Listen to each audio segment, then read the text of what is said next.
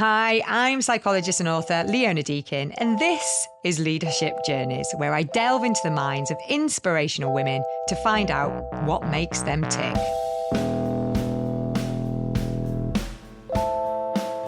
Last week, we heard from Rebecca Oliver Mooney, or Rom. She's the head of commercial at the Co-op and the founder of Raising the Glass. And she talked about how understanding yourself and others really is the key to being a great boss. This week on Leadership Journeys, I was working for one business. It was a very toxic culture. I hit a real low, or one of the worst points when an ambulance had to be called because I couldn't breathe at work. Later I realised it was a panic attack, and so I thought, right, this has to change. So I went and did a free weekend course, learnt what coaching was, fell in love with it, thought this is incredible, it's so powerful. I went and trained with a coaching school in London. I loved every second of it. Can a bad experience be the gateway to a positive change in your life?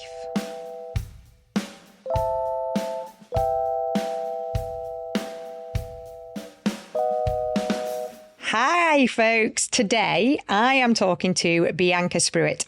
She is the founder of Sprout Coaching, a company that helps tech organisations to improve the working experience of everyone while at work, while also improving their personal potential. Her experience as a female leader in tech herself caused Bianca to retrain as a coach and then to launch her own successful coaching business.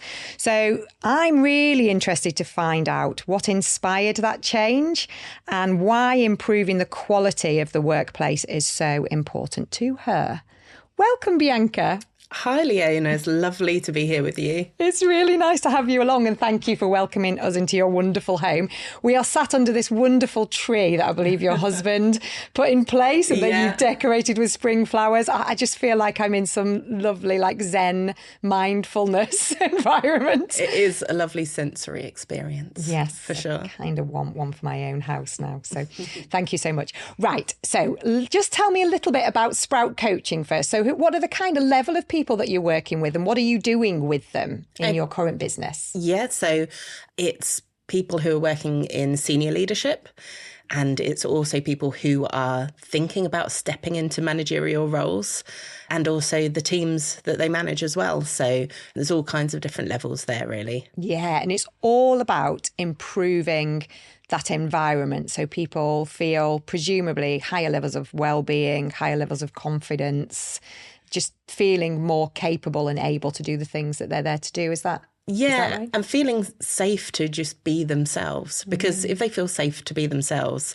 then they're going to feel safe to speak up about some new idea that they have or what they think we could do to solve a big problem. And if they don't feel safe, then they're much more likely to just sit there quietly because it feels like the better thing to do. So businesses are going to benefit as well as the individuals.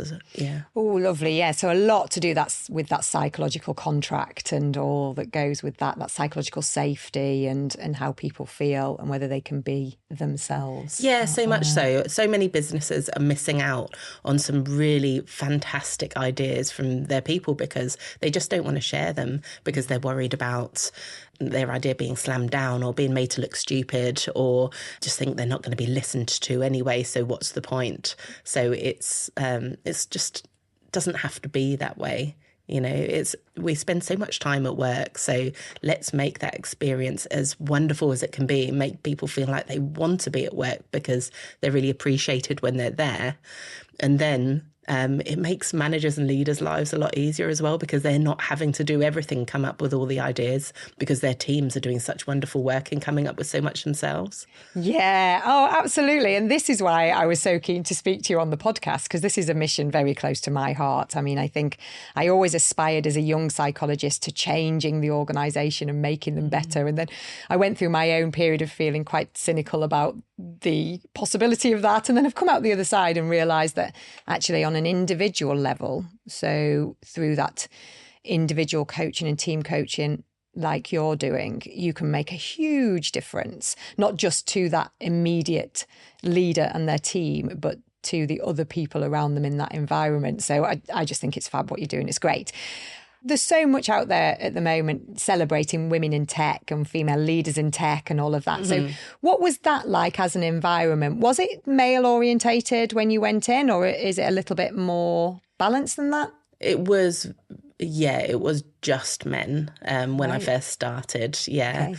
And also working in the car industry, that was mostly men as well.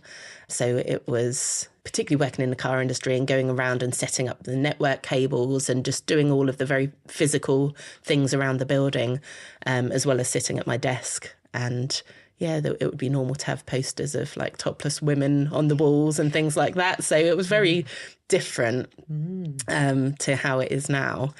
I don't think I ever felt held back by being a woman.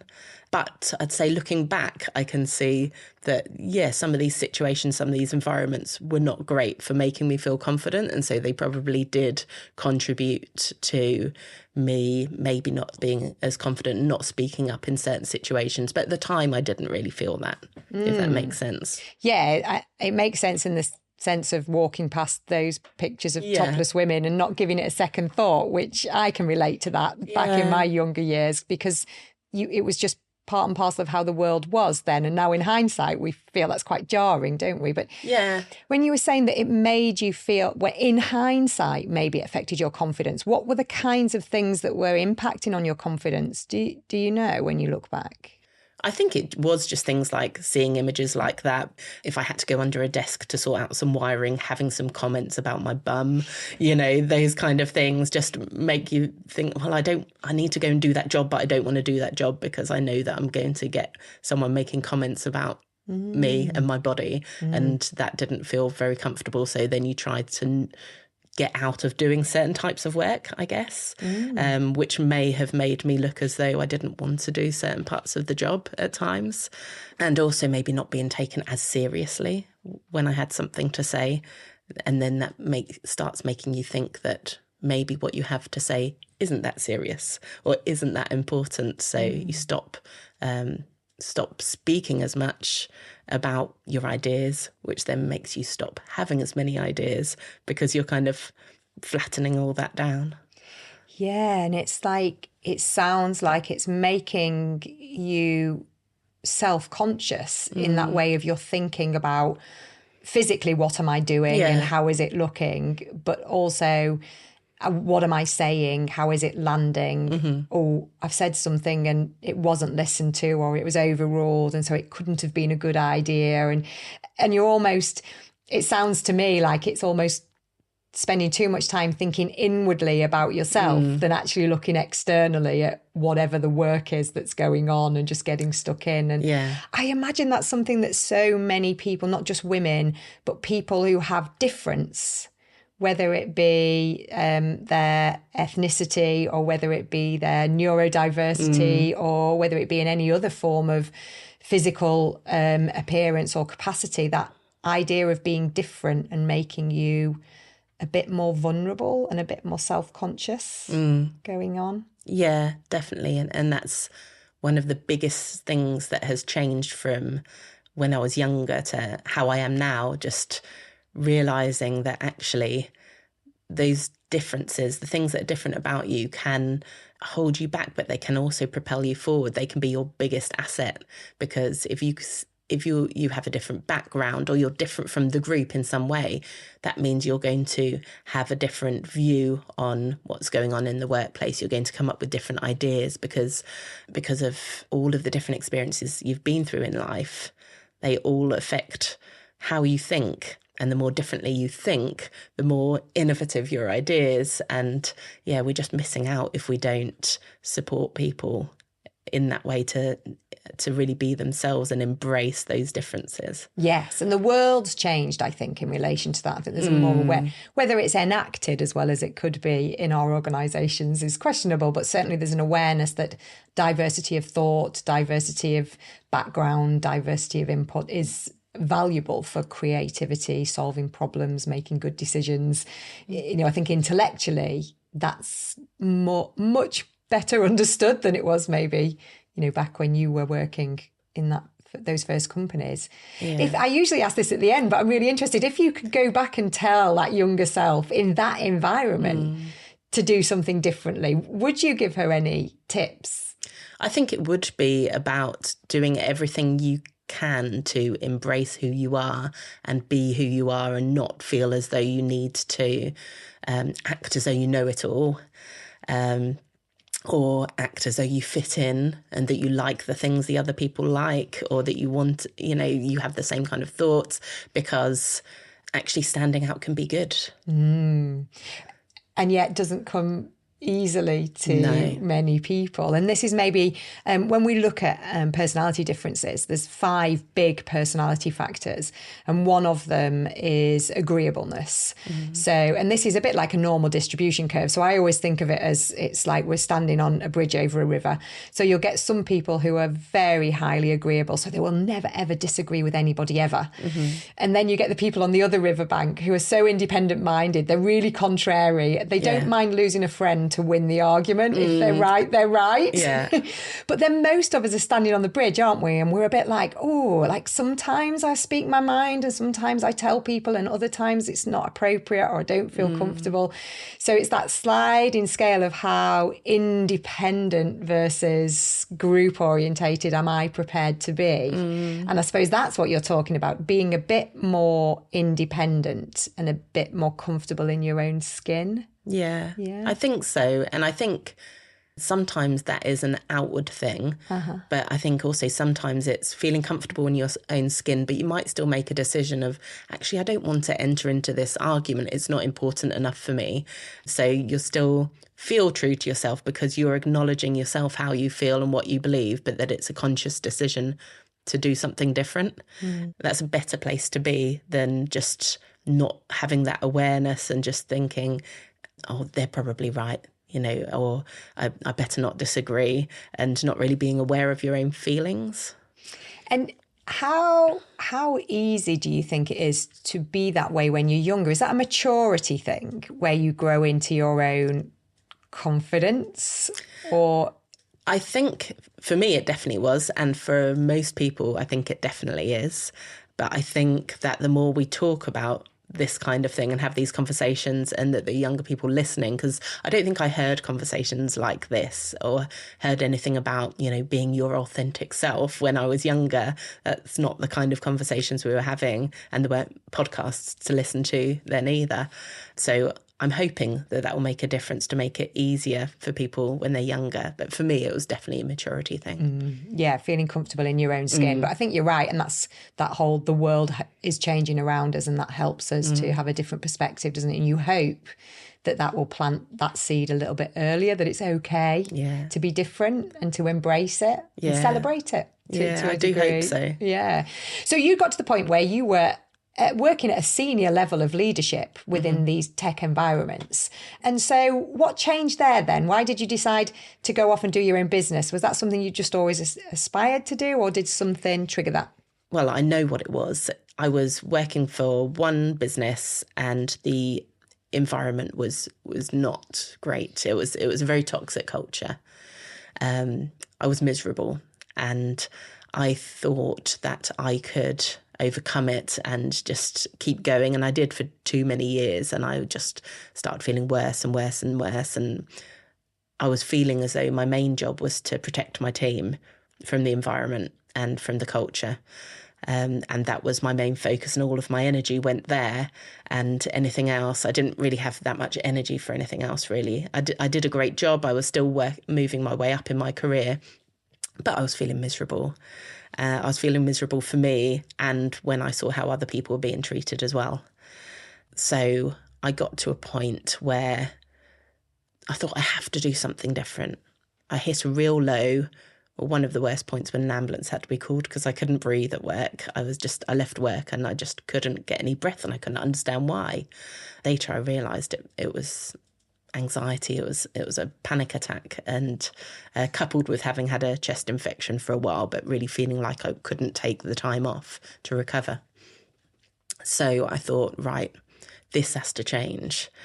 I really, really want to make sure that whatever I do, it's helping other people to either not have to feel the way I'm feeling, or if they are feeling that way, to support them through it, and just to do something about this problem that I'm experiencing, because I could see a lot of other people going through the same thing. So I thought, okay, well, maybe I want to be a counsellor, or maybe I want to be a coach, but I didn't really know what the difference was and what a coach was. So I went and did a free weekend course, learnt what coaching was, fell in love with it, thought this is incredible, it's so powerful. And I thought, I want to learn some more about this. I probably still wasn't at that point fully thinking I can do this as a full-time job in my own business. But I thought this is a route to doing something more positive, and that's what I needed. So I went and trained with a coaching school in London, which meant travelling down from Yorkshire to London at weekends. And it was a big undertaking, but I loved every second of it. It was absolutely brilliant.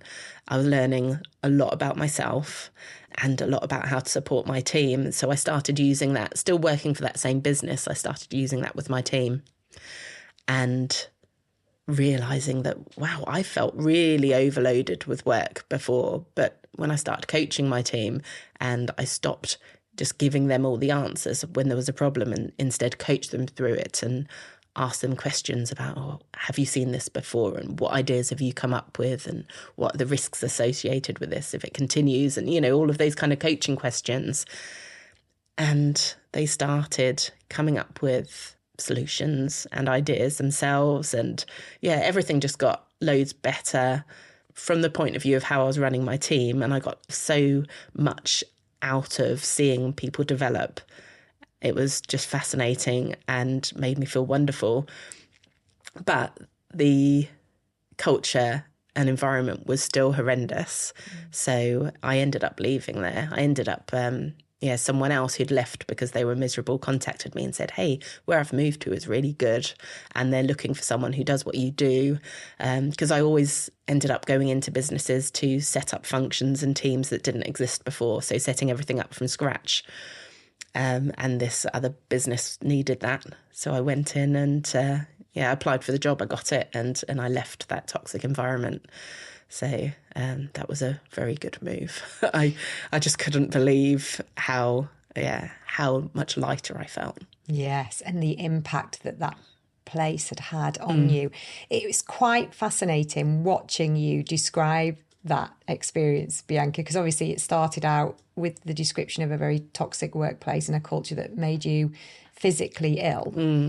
And then you started talking about the coaching and your face completely lit up. And it's really different to how you were talking about going into IT, back in the day, or did a bit of computing, so I went off to do a computer degree. And that was all very practical and pragmatic and sensible, But there wasn't really any heart in it. Watching you describe the coaching and how you just fell in love with it. You use that word, I fell in love with it. It's just wonderful, isn't it? Because I think that's such a massive message for younger women is where are you putting your energy? And we can spend so many years investing so much hard work, particularly if you're a conscientious, ambitious person, into a field or an environment that's okay. Yeah. But it isn't feeding that real love or feeding your soul in some way. This clearly does. When you learned about coaching, how did you shield them by using coaching from what was going on in that bigger environment, would you say? It was making sure that my team had a safe space to express themselves, being very open and curious about their experiences, so that if they weren't happy with how they were being treated, for example, then they had a safe space where they could talk about that and express that. And I could offer them support or find out from them what support they needed. And helping people think through options as well. What is within your control again, and helping them to discover this. There's some things that you're never going to be able to control. They're out of your control, but maybe you can influence certain things and helping them to figure out what those things are that they could influence and making a plan with them for that. And then also making it clear that, yeah, they do have options. They don't have to stay here. I mean, I didn't have those conversations saying maybe you should leave, but it's more, okay, well, let's look at what your options are. What could you do in this situation? And how about if it doesn't change? What's that going to mean for you? And helping them to explore their own feelings. So it was a lot of listening, being really open, being very supportive and listening to their experiences and not assuming that because I'm very stressed about something, that means that they necessarily are, because we all experience things in different ways as well. So it could be that they haven't even noticed a certain thing I've noticed. So it was being careful not to point things out and just to find out, okay, well, what is your experience of this situation? Of genuinely empathising with their point of view, whatever that may be, where there might be, like you say, commonalities in how you're viewing things, but there might also be differences. Yeah. What would you say to leaders listening or managers listening that might say, oh my gosh, but if I go and ask people, you know, what's going on and what do you need, they're going to expect me to have the answer? What I love about coaching is that you don't have to have the answers. And also, if you don't ask the questions, then I think that's a lot more scary, because if you don't ask the questions, you're never going to know the answers. And actually, they might continue down a path that means they leave. And if you don't want them to leave, you know, you've got a good member of staff there, then it's much better to find out what is going on. And then, yeah, you don't need to have the answers. You need to have questions. And, okay, so I understand what your experience is from what you're explaining, and what would you like to happen? How do you see this resolving itself? And just asking them for the solutions, which they may not have.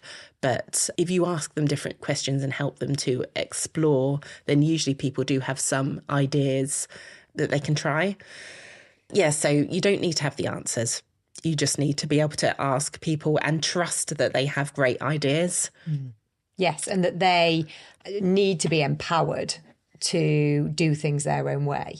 I think one of the fascinating things about coaching is that idea that, well, first off, I think a lot of leaders and managers, I'm sure you've experienced this just like I have, feel obliged to decide for their teams, to solve the problems for their teams. They see that as their responsibility. It's what I'm here for. It's what I'm paid for. It's my job to sort things out and look after people, really. It's quite parental, perhaps, in outlook.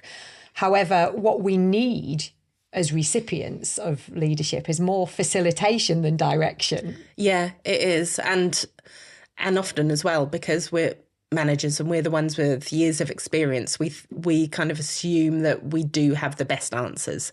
Sometimes when people start out with coaching, they think, well, I'll just kind of go along with it. I'll go through the process, but they don't really believe that someone else might have a better idea than them, just because they're the ones with years of experience. They've seen these things before. It's reminding me actually of a number of years ago. I was working in an NHS trust and running some leadership development workshops, and one of them was on coaching, and there was a very senior surgeon who after this day came to speak to me to say, you know, he thought I was very nice and, you know, that obviously knew my stuff, but for him this was never going to be a thing. You know, he had to be very decisive. He was the most experienced and specialist person in that room, and sometimes you do just have to tell. And we parted company agreeing to disagree. And then the next morning, I was back in the same environment, in the same room, just setting up for another group that were coming in. And he popped his head round the door and he said, oh, I just wanted to let you know that I went out to the pub last night with an old friend of mine. And he said to me, I need some advice. And it was of a personal nature, I think some marital issues. He said, and I thought, I'll try a bit of this coaching. He said, so I just did what you'd suggested. I just asked questions. And do you know what he said at the end? He said, thank you. That's the best advice I've ever had. He said, and I hadn't given him any of my ideas. He said, so I'm going to give this some thought. And it was one of those lovely moments where somebody with a really big brain had gone away and to his credit, thought, just going to have, in a safe environment, just going to have a go and see if there's anything in it. And fortunately realised that actually it's a great tactic. And I don't think you would say, or I would say, or anyone in this world of leadership development would say, coach all the time. It's it's a tactic, isn't it, in your kit bag. It's what you use when the situation or the individual needs that kind of enabling, empowering, or emotionally supportive assistance. Yeah, I love that story so much. And I bet what happened in that situation was, because when you just give someone advice, you feel like you're being really useful and really helpful, but that you're giving the advice that would work for you. That it's not necessarily going to work for the other person because you're very different. You have different lives, you have different ways your brain works, different experiences at work.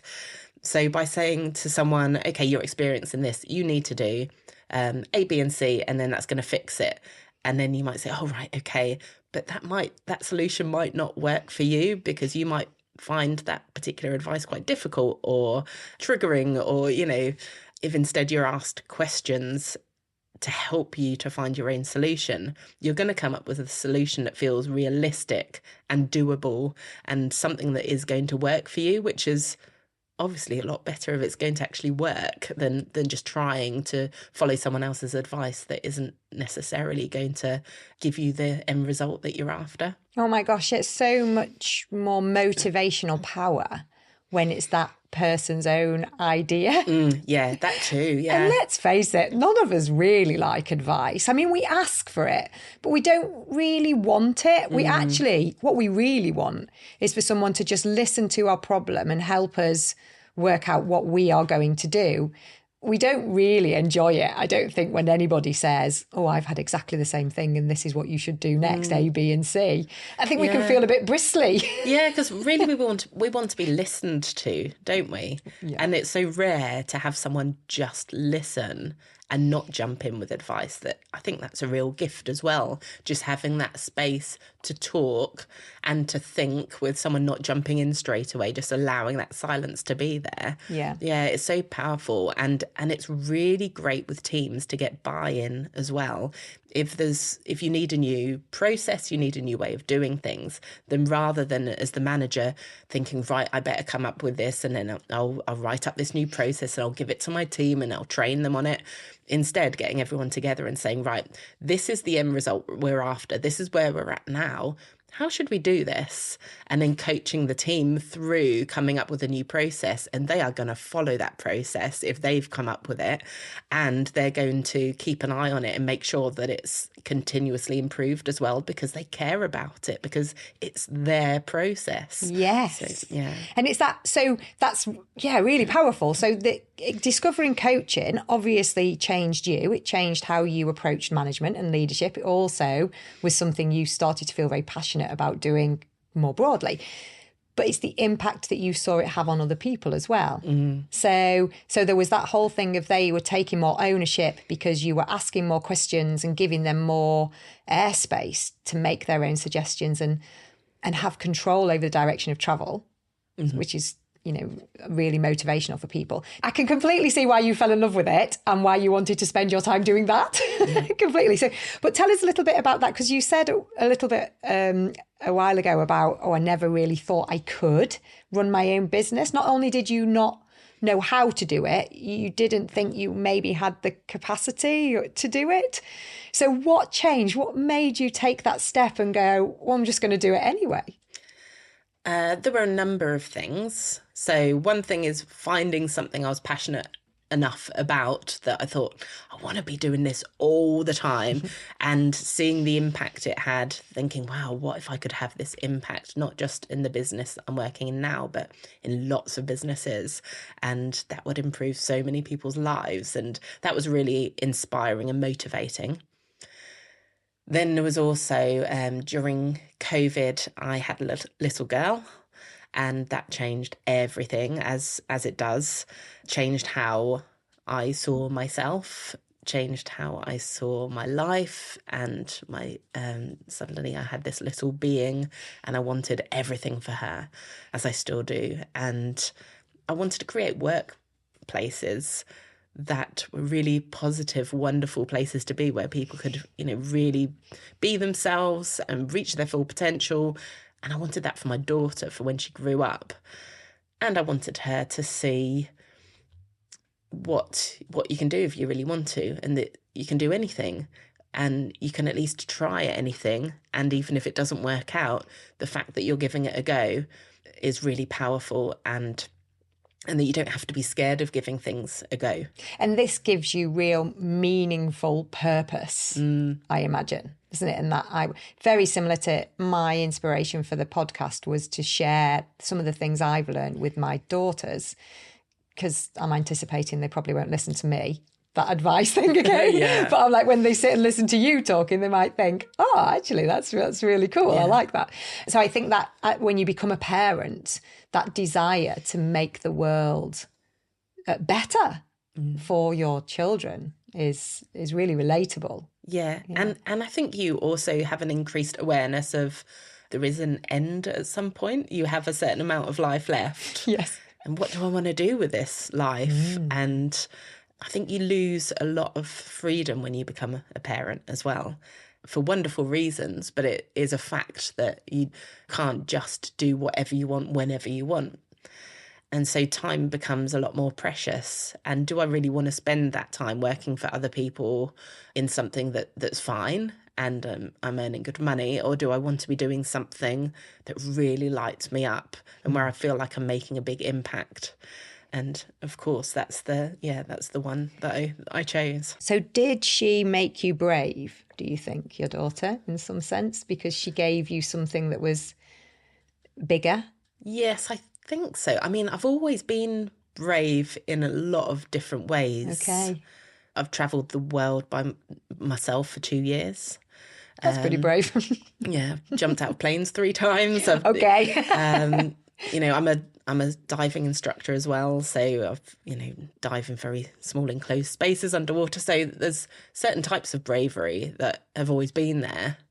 I don't know if it's bravery or if it just felt like necessity. I now have to do it. Okay. And yeah, I don't know. It depends on the definition of bravery, I guess, because whenever I've doubted myself, I've recognised I'm doubting myself and that I'm not feeling very confident and I'm wondering if it's all going to work out. But then I continue and take all the steps that I need to take anyway, being aware those feelings are there, but just thinking, well, but I am just going to continue. I'll just carry on doing the steps. And then your bravery or confidence will come back again at some point. There's ups and downs when you have your own business. And having the capacity to calm yourself down internally, self-talk yourself through that. Is that something you've always had, or is that something you learned? So I started on lots of personal development and figuring out how my brain worked when I was quite young. I think it was so I lost my mum when I was 14 and then my brother a couple of years after that. And so I went into a bit of a dark place for a good while. And didn't want to get up in the mornings.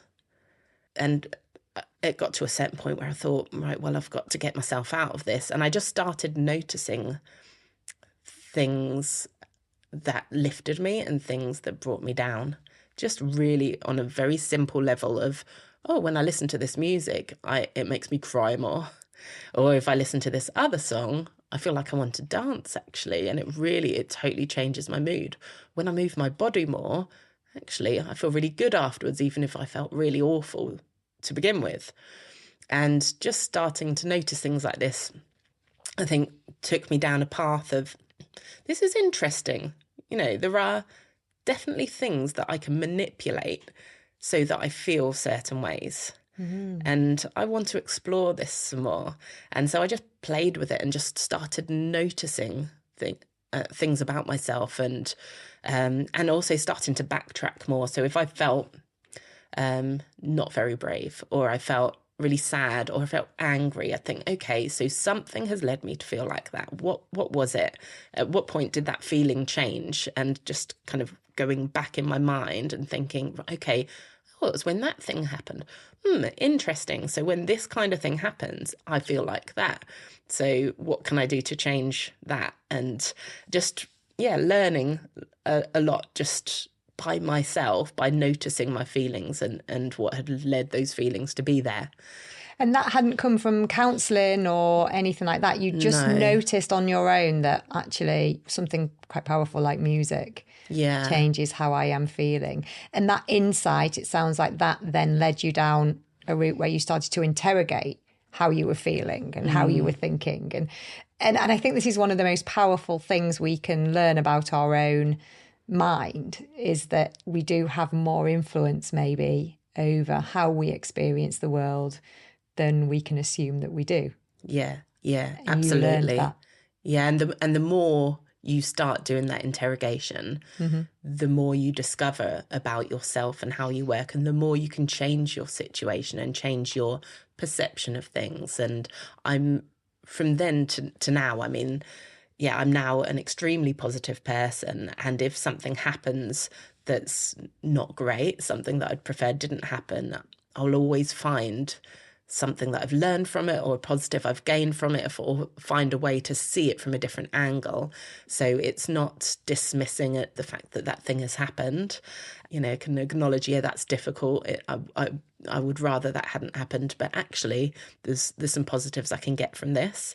And that has come from those beginnings of just noticing things about myself, and continuing down that path, and then starting to do some reading, and then, you know, just learning from lots of different places more about the mind and how we work and how we can change that so that we can be in a happier place. Yeah, which all relates over back to what you're professionally doing now as a coach, doesn't it? And what your experience is showing really is that reality of resilience, isn't it? I think I work with a lot of people who will say to me, oh, I just wish I was more resilient. And their assumption is that this is something that you're lucky to have. It's like a personality factor. It's something we're born with. However, all the research would tell us that resilience is something we develop, and we develop it in the face of adversity. And so, and you're actually describing there how you individually started to notice, these things help me, these things hinder me, so I need to do more of that and less of that. And you're not denying the emotional turbulence of, well, this was a bad day or this was a sad thing.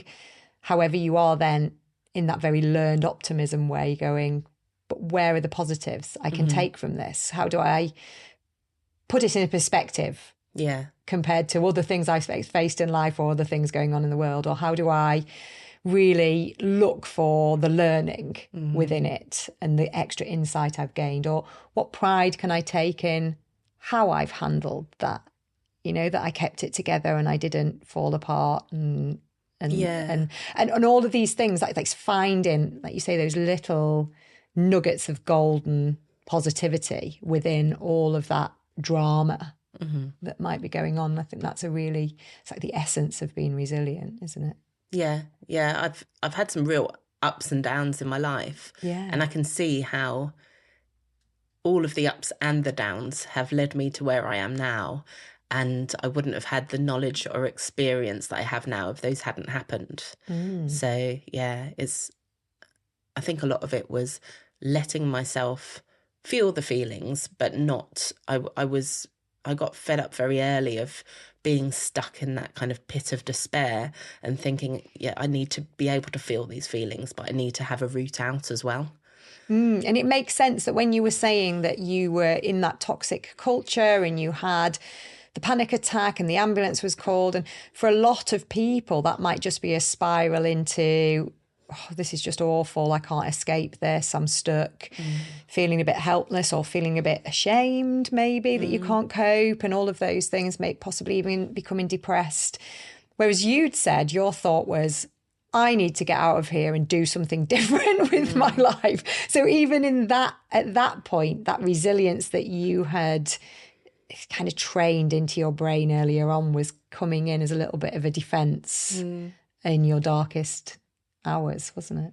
Yeah, it was. But also I'd like to make clear that it wasn't that I was miserable and I thought, right, now I'm going to leave. I did stay there for too long. So just for anyone who's listening, if you are stuck in a position like that and you feel like I've stayed here this long, you know, I can't change things now, you can change things at any point, and not to feel ashamed of having stayed somewhere too long or stayed in a situation for too long. That doesn't mean that you can't change it now, because it did take me too long as well.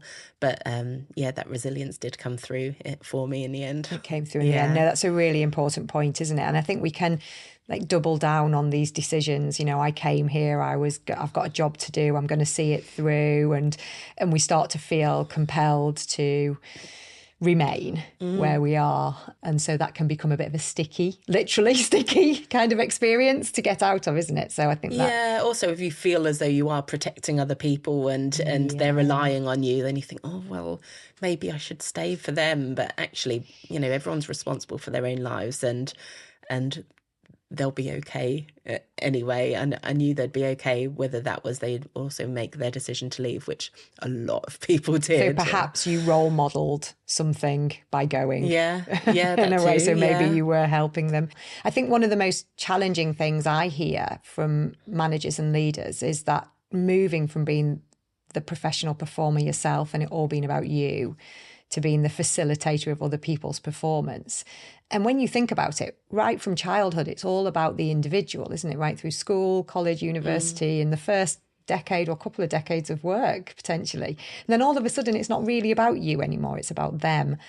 And often that'll take a lot of time for people to get their head around that concept, but then to enact it. Yeah. And I think what's great about the offering you're bringing to the marketplace is it's giving people in a very tech environment, which is, I imagine a lot to do with being a real knowledgeable performer as an individual. That's how you get in there and that's how you stand out in there.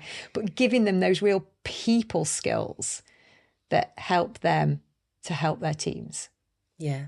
Yeah. Absolutely, because it is an entirely different set of skills.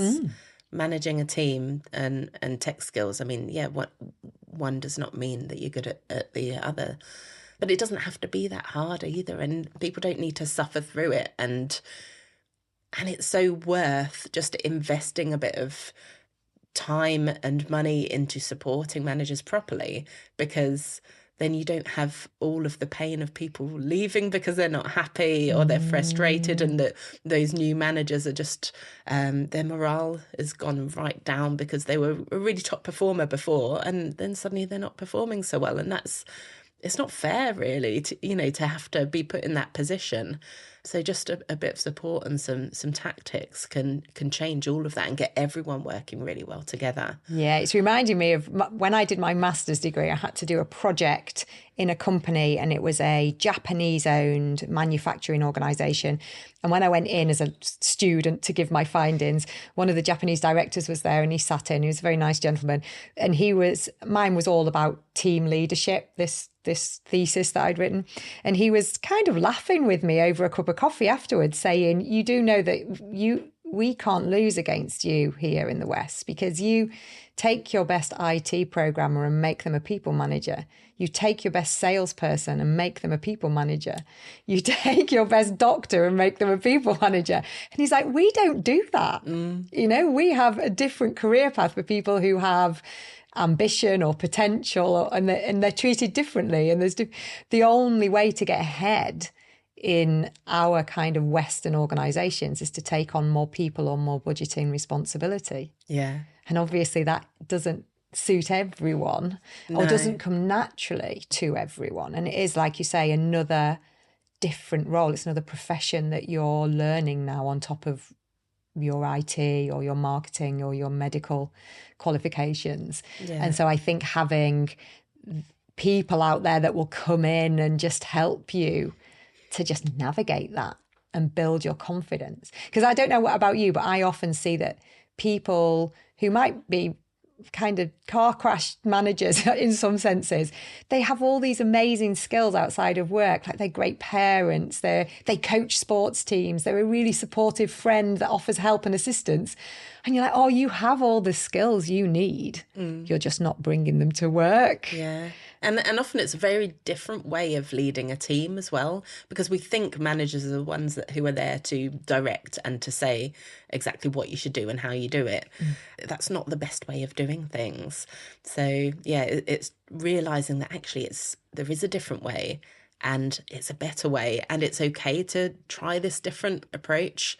So having support from the top down in the business and having coaching really embraced just helps so much to let the managers know that actually, we agree that this is the approach we want to take, and this is what's going to build the culture that we need to be where we want to be as a business, and to help them to scale. Yeah, and to make those businesses better for our children, a more confidence building, kind of stress reducing environment where people can feel that they're able to be themselves, but also realise their potential and be their best. Yeah, so everybody benefits. Yeah. No, that's great, isn't it? It's lovely. And you also do some online workshops as well, don't you? Doing one about imposter syndrome at the moment. And so they come out quite regularly. They do, through your website. And so if people are interested in Bianca's work and what she does and the messages, then you can obviously check her out, and we'll put a link into our show notes. So there's a couple of questions I wanted to just finish on. The first is, if there's somebody out there thinking or aspiring to change their career and do something different, maybe to start their own business or maybe to just retrain in a different profession, what would be your advice to them? I know we said don't give advice, but but what would be your kind of tips if they are in that, like, should I, shouldn't I? It depends if they have an inkling of what they want to go for next or not. If they do, then it's a matter of building confidence and making a plan. So before I quit my job, I had a spreadsheet. I worked out my budget. I knew how much money I needed to save to keep me going for an amount of time that I thought would get me up and running. And building your confidence as well, because you're going to need it by doing things like looking back on your life and looking at the things that you've achieved and recognizing those, because we're only too good at noticing the things we've done wrong, but we don't reflect enough on the things that we've done really well. So spending time thinking about that and thinking about what are the skills and attributes that you had that meant that you could do that, and asking friends and colleagues as well for their opinions of what they think you would be good at. It can be really enlightening sometimes, because you see how other people see you and what other people appreciate about what you do. And that can really open your eyes to possibilities as well. That's great advice. So real self-reflection and self-awareness building around. And having a plan. Having a plan, and then having a plan and following your passion as well. I think that's what's come over really strongly from you. You realised, I love this. Yeah. And that's fuel, isn't it? Yes. That's fuel to get you through those days where you feel this is really hard. I can't do it. I'm not sure I'm good enough. But I love it and I want it. And that's the thing that's going to get you up the next day fighting. It is. And if you don't know what you love, then try lots of different things. Yeah. I've done so many different things. It might look straightforward, my path to people who don't know the whole story. But, I've worked in restaurants. I've worked on a cattle station. I've worked on dive boats. I've worked in tech. I've done so many different things, and I've learned something really valuable from each. So if you've spent many years in one career, don't feel as though that's wasted time if you want to go on and move to do something else, because there will be so many things that you've learned during that time that will be really useful in ways that you can't even imagine right now. As you can probably tell, I'm a massive fan of the work that you do. I'm a big believer in the power of coaching from a personal point of view and in my professional life. So it's great to hear you out there just doing the same kind of thing and improving those workplaces. Thank you so much for your time. Thank you, Leona. It's been great. Next week, we have something a little different. Join myself and my wonderful producer, Nick, as we debrief what we've learned from all the wonderful guests we've spoken to so far. And we highlight the key ways of thinking and behaving that have enabled them to survive and thrive. We'll also let you know what to expect from Series 2.